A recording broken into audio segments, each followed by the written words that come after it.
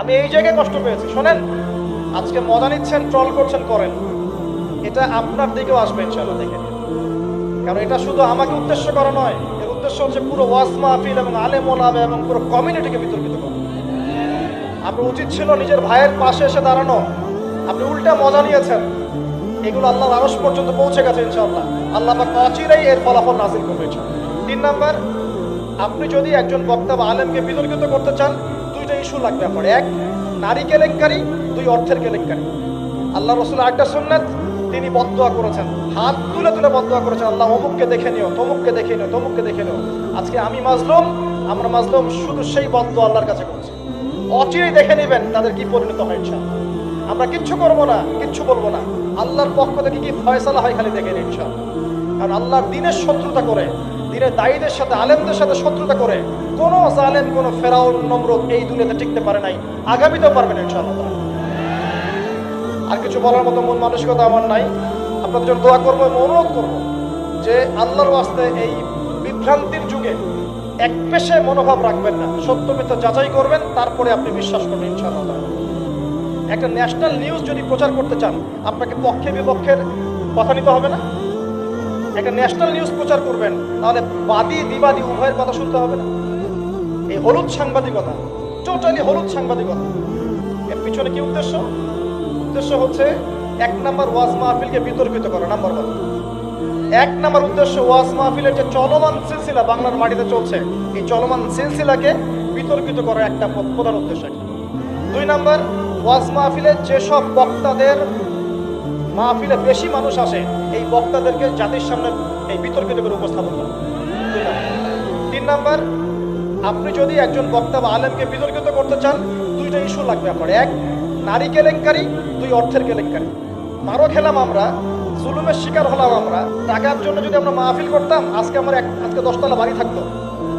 একদিনে চাইলে আমি 10টা মাহফিল করতে পারতাম।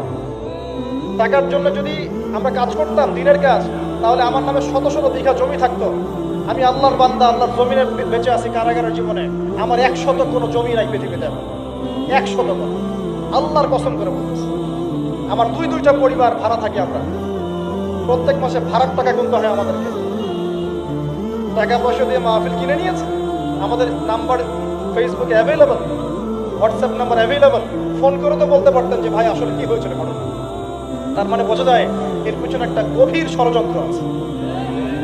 ষড়যন্ত্র 1 নাম্বার, আলেম ওলামাদের অবস্থা কিন্তু দেশে ভালো নয়। ষড়যন্ত্র 1 নাম্বার হচ্ছে হকপন্থী আলেম ওলামাদেরকে সমাজ থেকে মাইনাস করে দেওয়া, একটা উদ্দেশ্য 1। 2 নাম্বার, ওয়াজ মাহফিলকে বিতর্কিত করার একটা উদ্দেশ্য। 3 নাম্বার, যেসব বক্তাদের ওয়াজ মাহফিলে বেশি মানুষ আসছে, জনগণ শুনছে, আমল করছে, ইসলামের একটা ফ্লো সৃষ্টি হচ্ছে, এই মানুষদেরকে সমাজে বিতর্কিত করে দেবে। এবং এই কাজগুলোর মধ্য দিয়ে কারা তাদের এজেন্ডা বাস্তবায়ন করছে আপনারা খুব ভালো করে খেয়াল করুন। আর কিছু আছে চিলে কান নিল টাইপের মানুষ, যা দেখবে অনলাইনে, যা আসবে দেদারসের প্রচার করা শুরু করবে।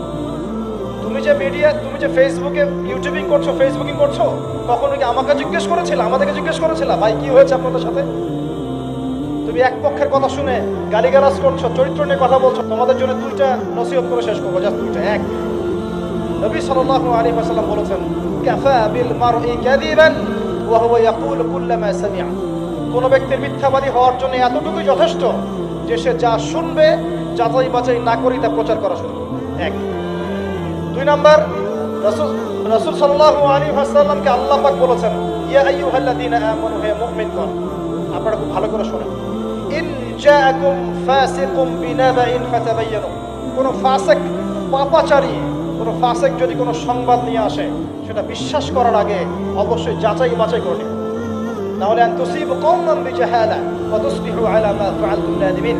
তাহলে তোমরা অজ্ঞতাবশত এমন পদক্ষেপ নিয়ে ফেলবে যার ফলশ্রুতিতে তোমাদেরকে অনুতপ্ত হতে হবে। আর সবচেয়ে কষ্ট পেয়েছি আমি এখানে, কিছু আলেম ওলামাও এর পক্ষে সাফাই গাওয়া শুরু করেছে। আমি এই জায়গায় কষ্ট পেয়েছি। শোনেন, আজকে মজা নিচ্ছেন, ট্রল করছেন, করেন, এটা আপনার দিকেও আসবে ইনশাআল্লাহ, দেখে নিন। কারণ এটা শুধু আমাকে উদ্দেশ্য করা নয়, এর উদ্দেশ্য হচ্ছে পুরো ওয়াজ মাহফিল এবং আলেম ওলামা এবং পুরো কমিউনিটিকে বিতর্কিত করা। আপনার উচিত ছিল নিজের ভাইয়ের পাশে এসে দাঁড়ানো, আপনি উল্টা মজা নিয়েছেন। এগুলো আল্লাহর আরশ পর্যন্ত পৌঁছে গেছে ইনশাআল্লাহ। আল্লাহ পাক অচিরেই এর ফলাফল নাযিল করবে ইনশাআল্লাহ।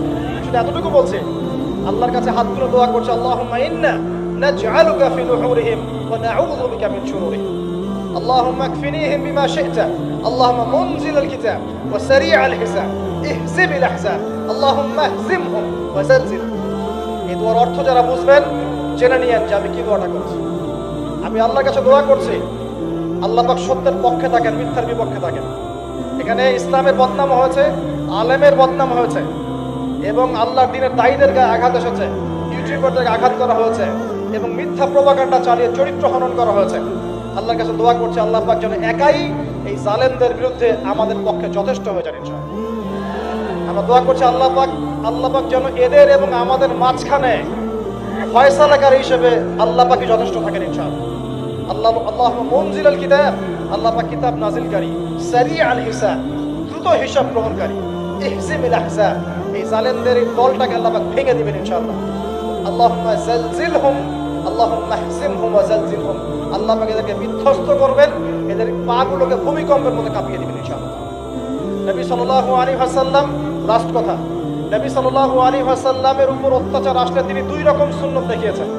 এক, তিনি মাফ করে দিয়েছেন, যদি ওরা ক্ষমা চাইতো আমি মাফ করে দিতাম। আল্লাহ রাসূলের একটা সুন্নাত, তিনি বদদোয়া করেছেন, হাত তুলে তুলে বদদোয়া করেছেন, আল্লাহ অমুককে দেখে নিও, তমুককে দেখে নিও, তমুককে দেখে নিও। আজকে আমি মাজলুম, আমরা মাজলুম, শুধু সেই বদদোয়া আল্লাহর কাছে করছি। অচিরেই দেখে নেবেন তাদের কি পরিণত হয় ইনশাআল্লাহ। আমরা কিচ্ছু করবো না, কিচ্ছু বলবো না, আল্লাহর পক্ষ থেকে কি ফয়সালা হয় খালি দেখে নিন ইনশাআল্লাহ। কারণ আল্লাহর দ্বীনের শত্রুতা করে, দ্বীনের দায়ীদের সাথে, আলেমদের সাথে শত্রুতা করে কোনো জালেম, কোনো ফেরাউন, নমরুদ এই দুনিয়াতে টিকতে পারে নাই, আগামীতেও পারবে না ইনশাআল্লাহ। আর কিছু বলার মতো মন মানসিকতা আমার নাই। আপনাদের জন্য দোয়া করবো এবং অনুরোধ করবো যে আল্লাহর ওয়াস্তে এই বিভ্রান্তির যুগে এক পেশে মনোভাব রাখবেন না, সত্য মিথ্যা যাচাই করবেন, তারপরে আপনি বিশ্বাস করবেন ইনশাআল্লাহ। আর বিশ্বাস করবেন আল্লাহর পথে দায়ী, আলেম, মুহাদ্দিস, মুফতিরা কোনোদিনও দিনের অকল্যাণে কোনো কাজ করে না। আল্লাহ রাব্বুল আলামিন আমাদের সবাইকে পবিত্র কোরআন এবং সহিহ হাদিসগুলো অনুযায়ী আমল করার তৌফিক দান করুন, নবীর সুন্নাহগুলো মেনে চলার তৌফিক দান করুন, এবং আমাদের মাঝে যত ইখতিলাফ আল্লাহ পাক দূর করে দিন, এবং দৃশ্যমান অদৃশ্যমান সমস্ত রকম ইসলামের শত্রু থেকে আল্লাহ পাক আমাদেরকে হেফাজত করুন।